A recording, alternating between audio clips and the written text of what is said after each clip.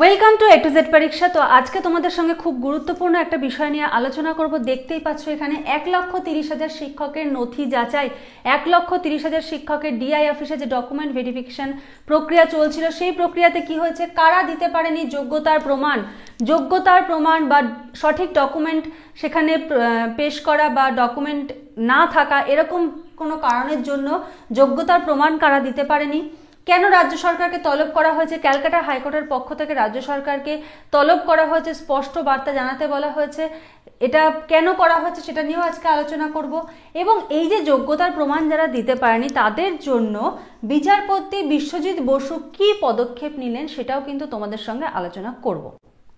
তো ভিডিওটা পুরো দেখো, ভিডিও ভালো লাগলে লাইক করে দিও, যারা নতুন আছো অবশ্যই চ্যানেলকে সাবস্ক্রাইব করে নিও আরও নতুন নতুন ভিডিওর আপডেটস পাওয়ার জন্য। তো তোমরা প্রত্যেকেই জানো যে ডকুমেন্ট ভেরিফিকেশন চলছিল স্কুল টিচারদের, তাই তো? এবং এই ডকুমেন্ট ভেরিফিকেশনে কিছু শিক্ষক কিন্তু এখনো পর্যন্ত কিছু শিক্ষক, কারণ এই সংখ্যাটা বাড়তেও পারে, তাদের যোগ্যতা প্রমাণ দিতে পারেননি। কতজন? 5 জন মতো শিক্ষক কিন্তু তাদের যোগ্যতার প্রমাণ দিতে পারেননি।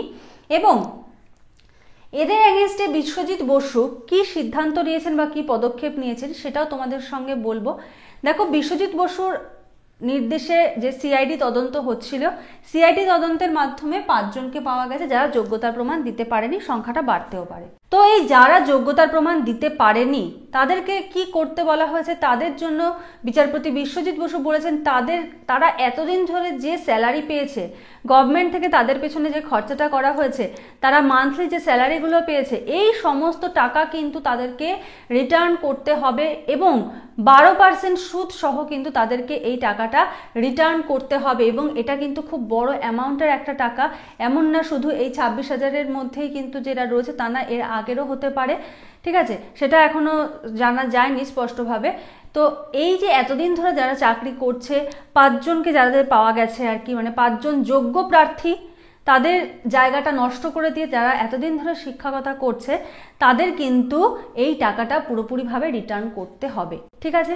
12% সুদ সহ। এবং এই বিষয়ে 12ই আগস্টের মধ্যে কিন্তু রাজ্য সরকারকে একটা স্পষ্ট বার্তা দিতে হবে ক্যালকাটা হাইকোর্টের কাছে, এরকমও কিন্তু একটা নির্দেশ হাইকোর্ট থেকে কিন্তু দেওয়া হয়েছে রাজ্য সরকারকে, যেন 12ই আগস্টের মধ্যে একটা স্পষ্ট বার্তা জানায়।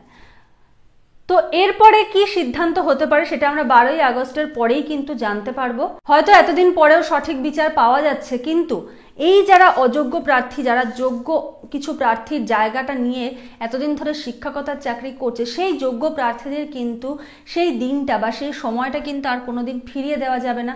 হয়তো তারা চাকরির আশা ছেড়ে দিয়েছে, এমনও অনেক ব্যক্তি আছেন যাদের বয়স পার হয়ে গেছে চাকরি করার, তারা হয়তো কোনো কাজে নিযুক্ত হয়ে গেছেন, কোনো নিজস্ব ব্যবসা করছেন বা কোনো দোকান করছেন, এরকম কিছু।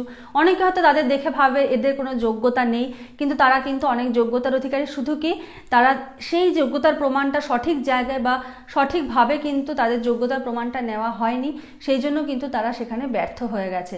তো এই যে ক্ষতিটা হয়ে গেছে কিছু শিক্ষকের, কিছু যোগ্য প্রার্থীদের, এই যে ক্ষতিটা, এটা কিন্তু পূরণ করা কোনোদিন সম্ভব হবে না, কারণ যেই সময়টা চলে গেছে সেটাকে আর ফিরিয়ে আনা সম্ভব নয়। কিন্তু ভবিষ্যতে যাতে এরকম ঘটনা না ঘটে, আমরা চাইবো সেরকমই কোনো সুবিচার হোক। তো এই বিষয়ে তোমাদের কি মতামত অবশ্যই কিন্তু কমেন্ট সেকশনে জানিও। ভিডিওটি ভালো লাগলে লাইক করে দিও, যারা নতুন আছো অবশ্যই চ্যানেলটাকে সাবস্ক্রাইব করে নিও। আজকের মতো এখানেই শেষ করছি। Thank you.